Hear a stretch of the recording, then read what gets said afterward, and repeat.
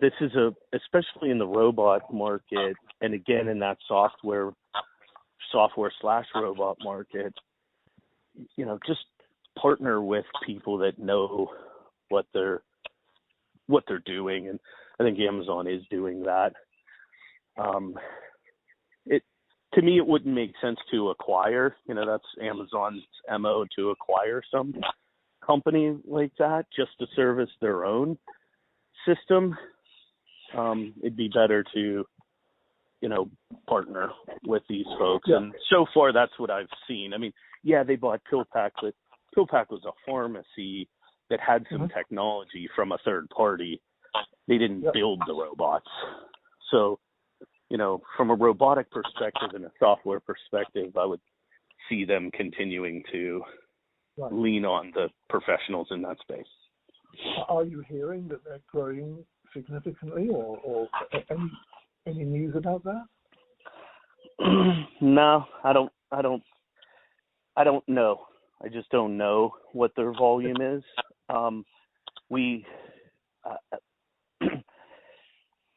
I think my personal assumption is that they make a lot of noise and, look to advertise and drive people, but they're not moving significant market share.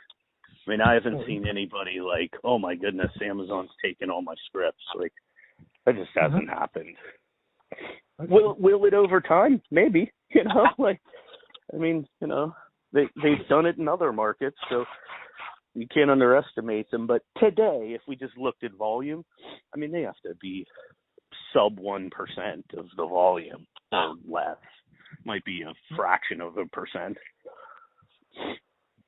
Well, I think that they've been going step by step. I think, PillPack was the first step. And then after 2 years, they got enough volume to be able to create Amazon Pharmacy. And now they've launched Amazon Care. But that's they literally have only got like 1 or 2 customers for Amazon Care at the moment. I think they're right at the beginning, and I think that I think their big push is going to come if they go after the corporate market, which is what they said they're going to. So I think that the data's been very limited, but I think that they're sort of like on the cusp of really making the big push. But we wait to see, but that's sort of my view. Yeah, no, I share a similar view. We'll see how it unfolds for them, and like anything, you don't eat an elephant one bite, in all. So you take it one bite at a time. They're going after it by segment, and they certainly have enough capital, right? They have an endless supply of money. So if they want to do it, you can do anything with time and money. Yeah, I think you said that you saw that adherence was, it wasn't a major driver. It was something that people were interested in. It works in some areas. Are there any other things like, recyclable packaging or biodegradable packaging that might be moving the market in a different way? I personally haven't seen them. You would think that would be something top of mind. Certainly personally, if I was getting packaging, if it was biodegradable, I'd prefer that versus more plastic. Let's just be environmentally conscious, but I'm not close enough to the bottling technologies or what's out there for specific packaging to know what the latest and greatest offers are. So I can't really comment. You're not seeing any demand coming from your customers. But they say, no. Hey, we've got this.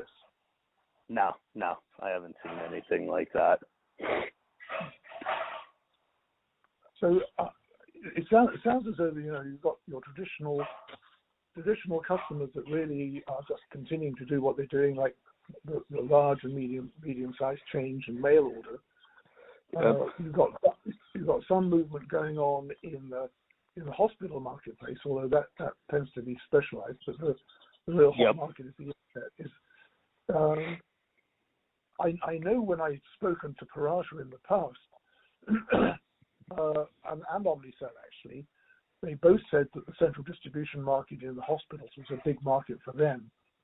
But that, as you say, it tends to be a little specialized because it's got these different aspects to it, like they're doing, still for all the patients that are leaving the hospital. They've got their own retail facilities. They might have long-term care facilities associated with them. They may even be doing unit fills for some of the cabinets in the hospitals as well. Exactly. So that tends to be a bit of a specialized marketplace.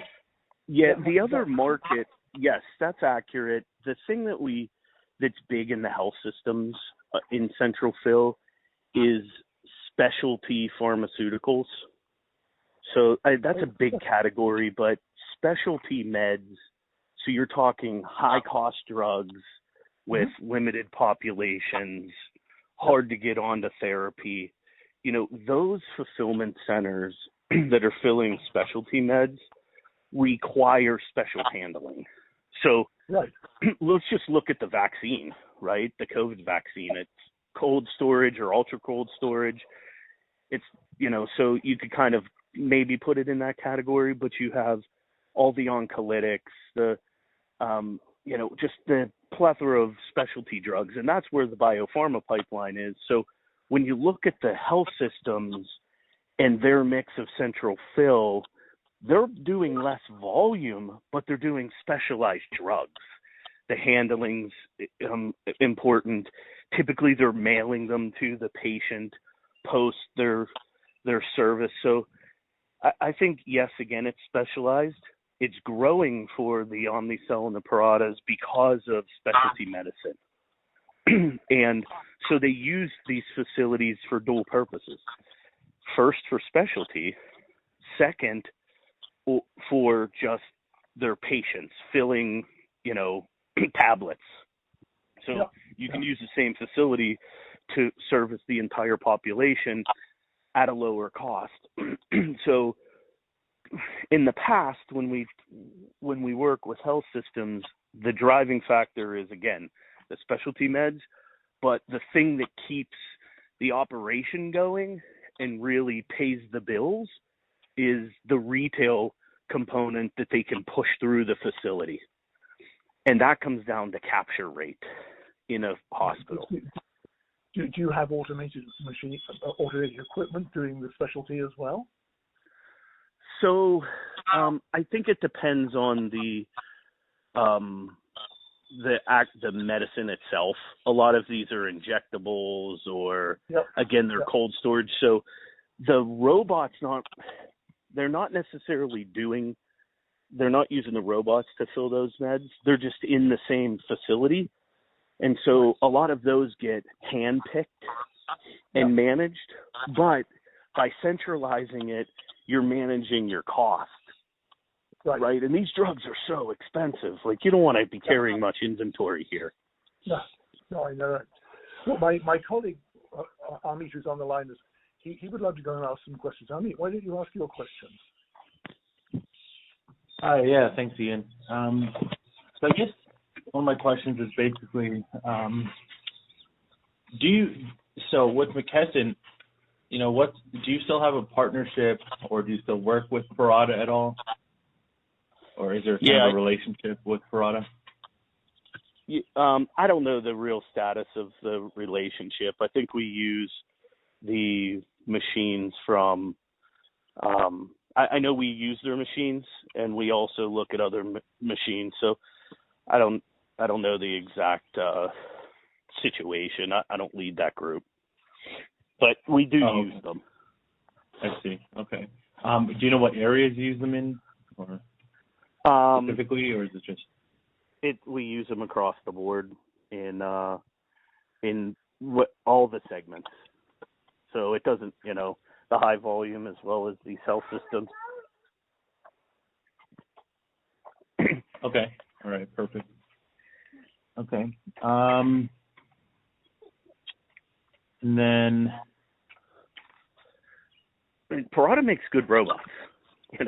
right. They're good. They're a good manufacturer. We use them, but you use different robots for different applications. And where we in the past